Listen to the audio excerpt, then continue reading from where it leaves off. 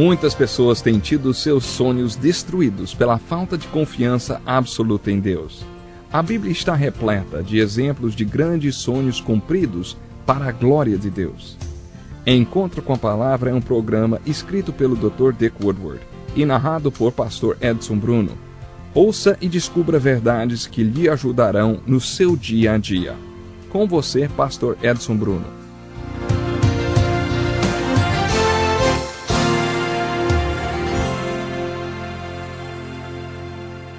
Muito bem-vindo a mais um estudo dos livros de Reis. Esse é o Encontro com a Palavra e já estamos no ar, hein? Há alguns pontos nesses livros que eu gostaria de destacar. Primeiro, é importante falar da relação dos livros de Reis como o reino de Deus. Aqui o reino de Deus é diferente do reino de Deus mencionado no Novo Testamento.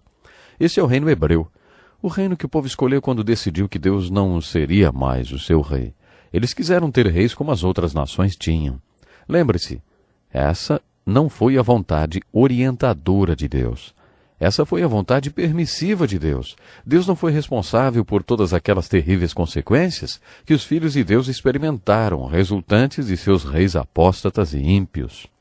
Muitos de nós já lemos o livro Ascensão e Queda do Terceiro Reich, que narra a Alemanha de Hitler.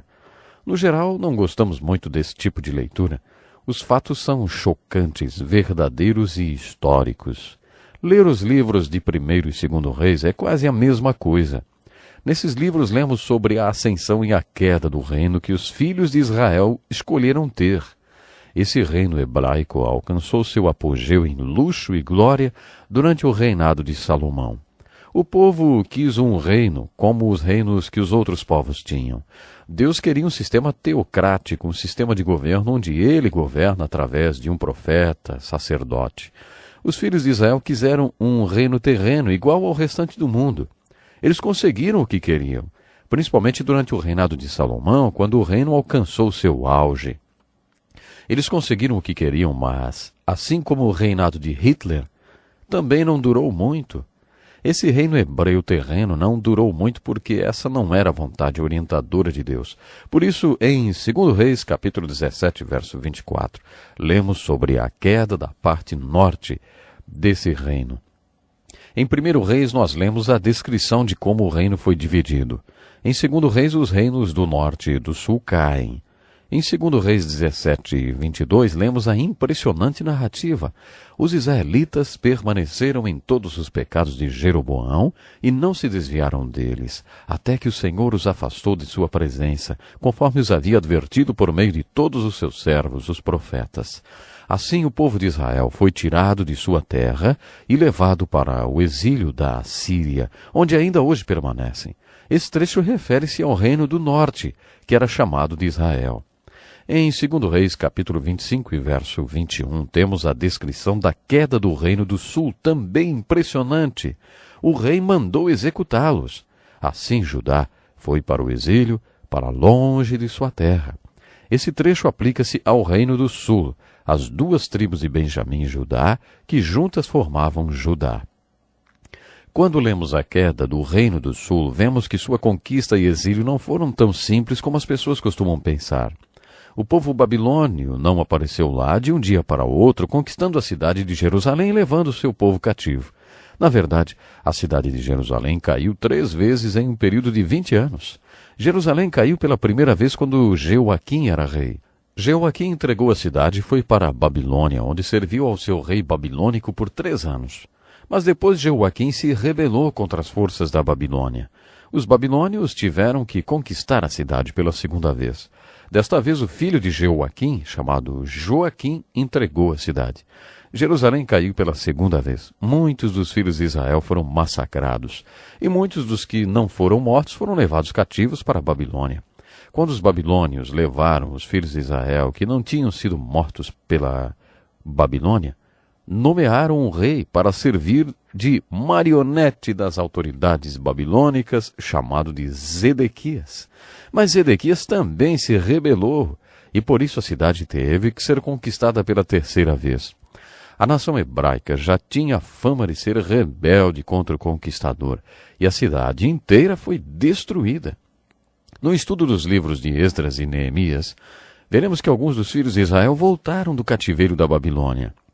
Eles tiveram a permissão do imperador da Pérsia, Ciro, o Grande, para reconstruir o templo, a cidade e seu país.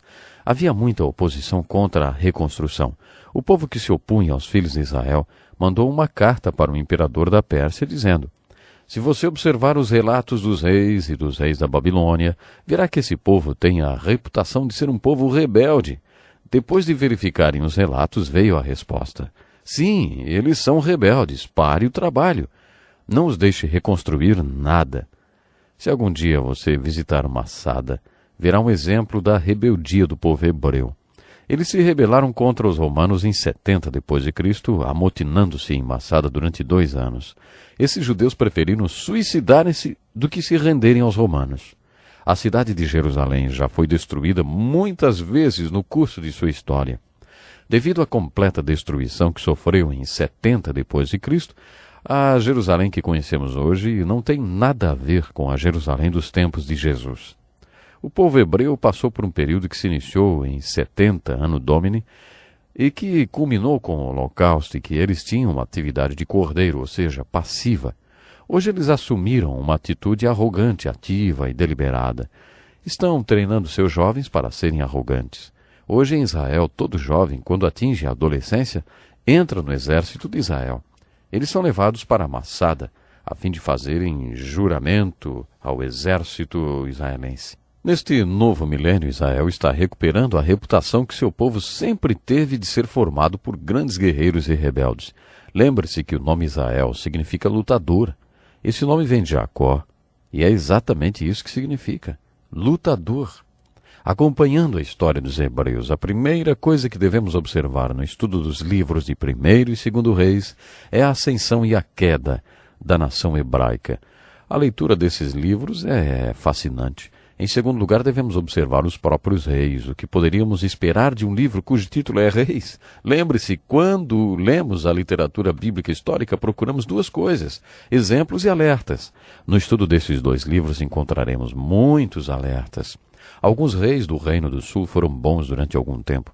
Todos os reis do Reino do Norte foram maus o tempo todo. Por isso encontramos a maioria dos alertas nesses reis.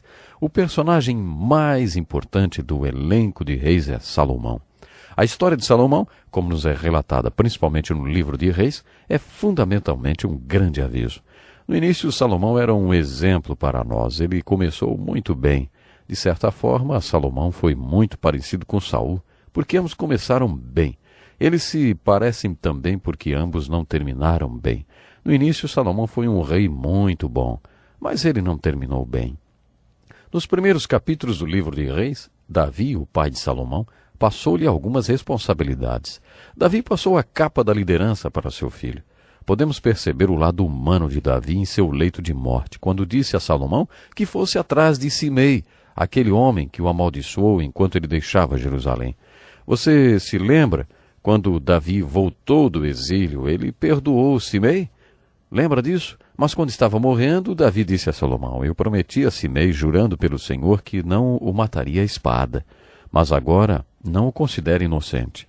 Você é um homem sábio e saberá o que fazer com ele. Apesar de ele já ser idoso, faça-o descer ensanguentado à sepultura. Então Salomão matou Simei. Davi também falou para Salomão acertar as contas com Joabe, porque tinha matado meus generais Abner e Amassa. Davi disse: você se lembra que Davi demonstrou seu desagrado, especialmente quando Abner foi morto. Mas eu suspeito que a razão principal de Davi ter falado para Salomão pegar Joabe é porque ele tinha matado Absalão. Davi não disse isso, mas eu acho que essa foi uma das razões principais pelas quais ele mandou Salomão matar Joabe. Quando Davi passou para Salomão a responsabilidade de ser o 3º rei de Israel, parece que Salomão seguiria os passos de seu pai. Salomão orou: Senhor, eu não passo de um jovem e não sei o que fazer. Teu servo está aqui entre o povo que escolheste, um povo tão grande que nem se pode contar. Dá, pois, ao teu servo um coração cheio de discernimento para governar o teu povo e capaz de distinguir entre o bem e o mal. Pois quem pode governar esse teu grande povo? Salomão fez essa oração muito bonita no início do seu governo. Deus foi tocado com a oração de Salomão e disse: já que você pediu isso e não uma vida longa, nem riqueza, nem pediu a morte dos seus inimigos, mas discernimento para ministrar a justiça, farei o que você pediu. Eu lhe darei um coração sábio e capaz de discernir, de modo que nunca haverá ninguém como você. Também lhe darei o que você não pediu, riquezas e fama, de forma que não haverá rei igual a você durante toda a sua vida. Você ouvirá mais sobre esse assunto quando chegarmos ao Salmo 127 e ao livro de Eclesiastes. Salomão realmente tornou-se o homem mais rico que existiu. Salomão tornou-se o homem que viveu mais experiências do que qualquer outro. Ainda assim, com tudo isso, em meio aos reis hebreus, Salomão talvez tenha se tornado o maior fracasso que já existiu. Lembre-se, eu já disse isso, mas quero enfatizar agora. Você está estudando os livros de 1º e 2º Reis, a divisão do reino, a sua queda, o cativeiro do povo e toda a calamidade que vieram sobre o reino e que não foram resultado do pecado de Davi. Davi confessou o seu pecado e Deus o perdoou. Davi arrependeu-se e foi um bom rei por 24 anos depois do seu pecado. Portanto, toda essa catástrofe que caiu sobre o reino não foi resultado do pecado de Davi. Toda essa calamidade sobre o reino foi resultado dos pecados e dos erros de Salomão. Quando o reino de Israel alcançou seu pico de glória, Salomão afastou-se de Deus. Na verdade, foram suas mulheres que o afastaram de Deus. 700 mulheres e 300 concubinas. O monte onde Salomão mantinha suas mulheres era chamado de o Monte dos Escândalos. É óbvio que Salomão tornou-se um apóstata. Muitas de suas mulheres adoravam deuses estranhos. Salomão se deixou influenciar por elas e passou a crer nesses deuses estranhos.